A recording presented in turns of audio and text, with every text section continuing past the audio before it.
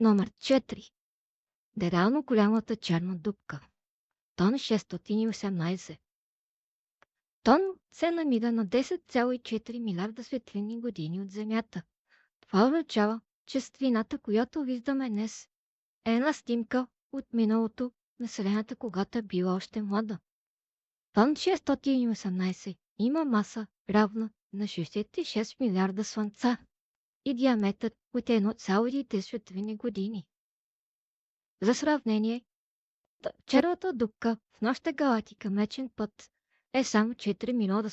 Тон 618 изяжда масата на трилиони звезди и така сме успели да я забележим.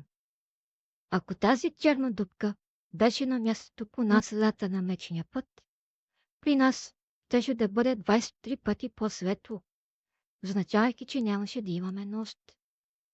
По-загадка е как този обект е станал толкова масивен.